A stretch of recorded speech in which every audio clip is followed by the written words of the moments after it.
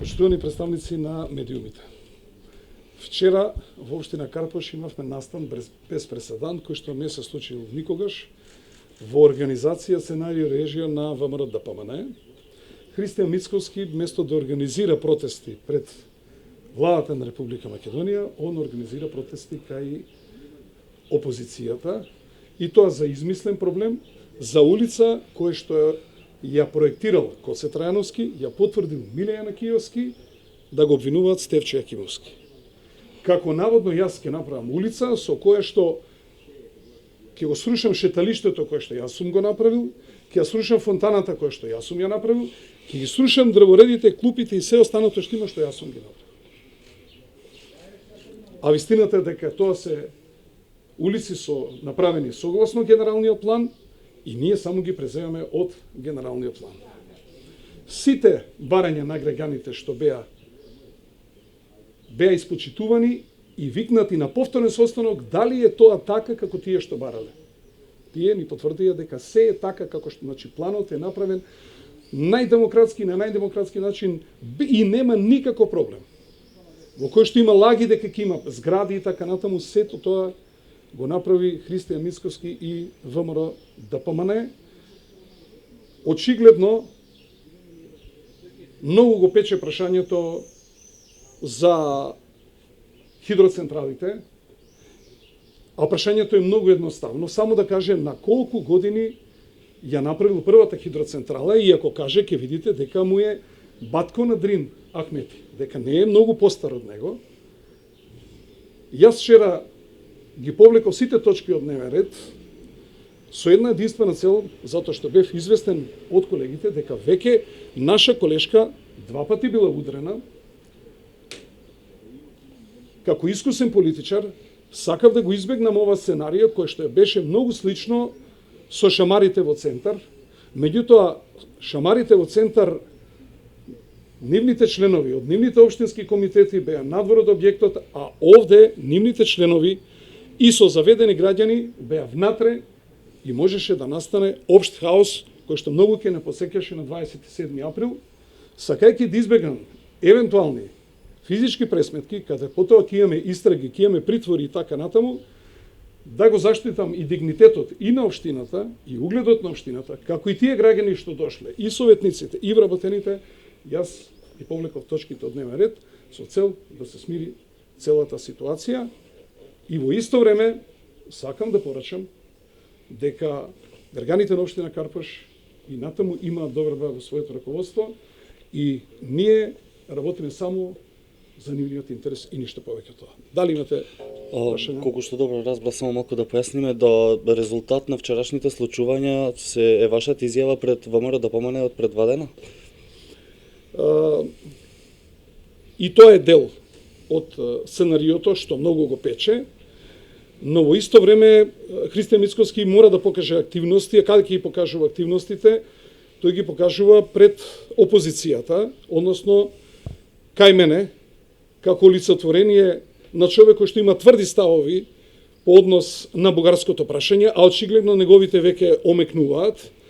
Не случајно е катаден во Брисел и ова јасно покажува дека он е во договор, во дил со актуелната власт, со Ковачевски, и затоа до сега не прави таму протести, туку бара да направи протести во општина Карпош, затоа што човек со кој што тој се договара, нормално е да не прави кај него протести, а само да ја запрашам, нема ли причина зашто да се направат протести во Република Македонија?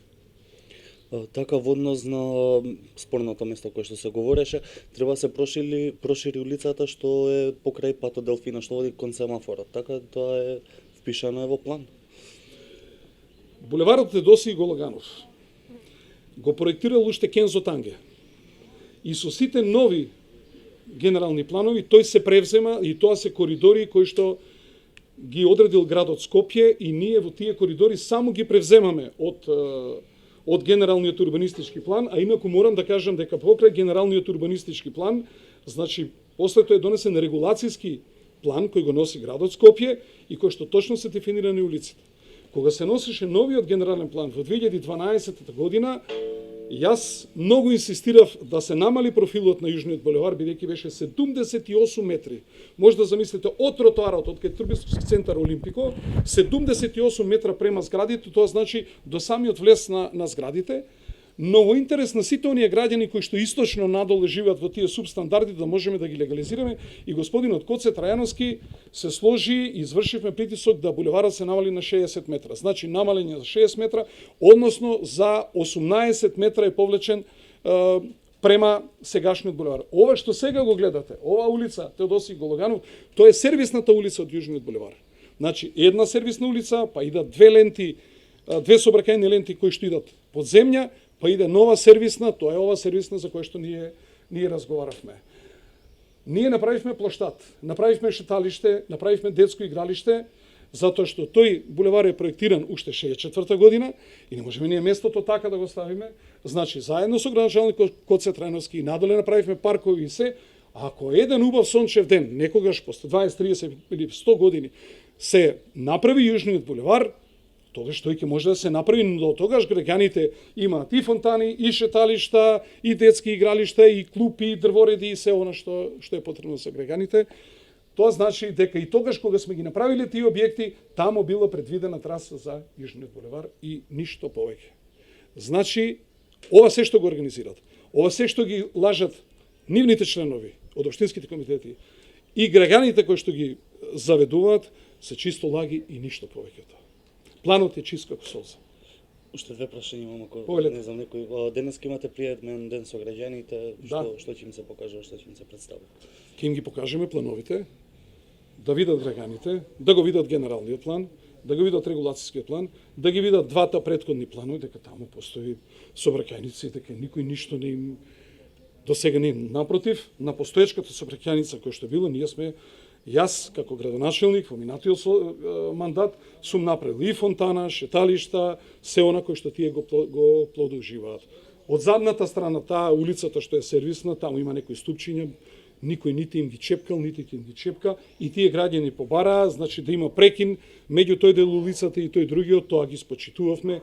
Пред да го направиме анкета, ги викнавме повторно да кажат дали е тоа така како што сме договориле, тие рекоа да, така е. Сме направиле 3 анкети, на ниедна анкета нема забелешка, 2 пати планот сме го презентирале пред советниците, немале никаква забелешка, но очигледно дека тоа е дел од нивното сценарио и режија која што сака да го направат како некоја нивна активност, наместо својата енергија да ја насочат кон владата на Република Македонија.